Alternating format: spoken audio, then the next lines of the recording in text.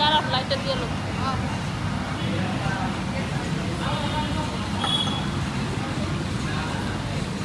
রিমু, বলো। এইবার ঈদে তো মনে করে ধামাকা আসছে, ধামাকা। প্রচুর ধামাকা আসছে। কিসের ধামাকা? হ্যাঁ, আরফিন শুভ নিয়ে আসতেছে সিনেমা। তাই তারপরে মনে করো তোমার আজাদ ওই নিয়ে আসতেছে।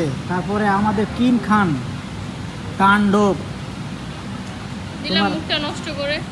তো তুমি আজকে ফার্স্ট কোন সিনেমা দেখবো বলো ঈদের দিন? একটাও দেখবো না, কারণ আমার ঈদে একটা মুড থাকে সিনেমা দেখার। এবার একটা সিনেমাও দেখবো না। কেন দেখবো না জানো? কেন? কারণ শাকিব খান এমন একটা পার্সন যে চলচ্চিত্রটাকে ধরে রেখেছে, মুভিটাকে ধরে রেখেছে। বাট লাস্টে গিয়ে সে এটা কী করলো? ইন্ডিয়ান নায়িকা নিয়ে করছিল, বাংলাদেশের নায়িকা নিয়ে ছবি করবে, বেশ ভালো কথা। মানে খুশি হয়ে গিয়েছিলাম অনেক যে যাক বাংলাদেশের তাহলে নায়িকা নিয়ে ছবি হচ্ছে। আচ্ছা। যেখানে ট্যালেন্টেড মডেলরাই হচ্ছে চান্স পাচ্ছে না, সেখানে সাবিলা নূর কি চান্স পাবে, পেয়ে গেল? কেন পেলো? এটাই আমার কথা। আর সাবিলা নূরকে তো হচ্ছে নাটকেই মানায় না, ও আবার সিনেমাতে যায় কীভাবে? আমি তো এটাই বুঝলাম না। মানে ওদের কি মানে রুচিটা কি? আমি জাস্ট এটাই জানতে চাচ্ছি, মানে কি রুচি এগুলা? ছি। ও আচ্ছা, তার মানে তোমার হয়েছে গিয়া বাংলাদেশি জ্ঞান নায়িকা ছিল না, ঘুরে ফিরে সাবিলা নূর। এটা তো আমার নাটকেই ভালো লাগে। তাহলে এবার ঈদে তাণ্ডব তুমি দেখবে না? আমি এবার কোনো মুভি দেখবো না ভাই। কোনো মুভি দেখবে না? মন খারাপ হয়ে গেছে? অনেক খারাপ হয়ে গেছে, কারণ আমি এটা আশা করিনি। তো শুনলেন তো রিমুর মন খারাপ হয়ে গেছে, এমন একজন নায়িকা নিয়েছে যেটা পছন্দ না রিমুর। ভাই হ্যাঁ। বাহিরের নায়িকা, এখন অনেকেই কমেন্ট করবে তাহলে বাহিরের নায়িকা ভালো ছিল, দেশের নায়িকা দেখে সহ্য হচ্ছে না। ভাই এর থেকে বাহিরের নায়িকাই ভালো।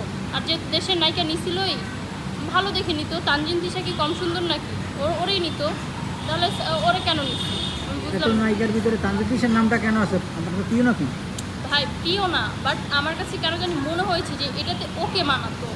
আর হ্যাঁ, অ্যাক্টিংয়ে পারদর্শী। আর সাবিলা নূর তো মনে হয় যে অ্যাক্টিং করলে মনে হয় মেকি মেকি, মানে ভাল লাগে না। এখন অনেকেই বলবেন তাহলে আপনারা নিব। ভাই আমি আমার কথা কইও নাই। না, আমি বলবো ভাবছিলাম, কিন্তু আসলে বলাটা আসলে কি রাইট হবে নাকি, এই জন্য আর বলি না আর কি। যাই না, হোক, আমার নেওয়া দরকার নেই। বলছেন। আমার কথা হচ্ছে ভালো কাউকে নেক, যাতে মুভি ও চলে। আচ্ছা আচ্ছা, যাই। আর এখন অনেকেই বলবে মুভি হিট হবে হ্যান ত্যান। ভাই সাকিব খান যদি রাস্তার পাগলের সাথে মুভি করে সেটাও হিট, বুঝছেন? ওর জন্য মুভি হিট হবে না, ওর জন্য আরও পারলে দুই এক ধাপ ফ্লপ হবে। এটা আসলে আমি আগে থেকেই বলে দিলাম। যাও। আচ্ছা ঠিক আছে, যদি এবার আপনাকে সিনেমা হলে দেখা যায় তাহলে কিন্তু খবর আছে।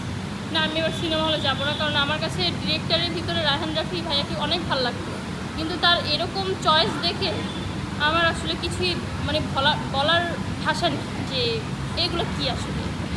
শাকিব খানের যত ভক্ত আছে তারা তো মাইনে নিয়েছে, আপনিও তো ভক্ত, তাহলে না, তো শাকিব আপনি খানের মানবেন। ভক্তরাও মানতে পারেনি, কিছু কিছু ভক্ত মানতে পারেনি। ও মানে মনে মনে মানতে পারে না, কিন্তু প্রকাশ্যে বলতেছে প্রকাশ্যে মানছি। বলে যে মেনে নিচ্ছে, আর সেটা বড় কথা না।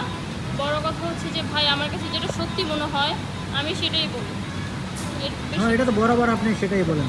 যাই হোক, এবারটাও দেখি কেমন লাগে বড় পর্দায় আপনাদের নাটকের নায়িকাকে, সেটা দেখা যাবে আর কি সময়ের অপেক্ষা। ওকে, ভালো থাকেন।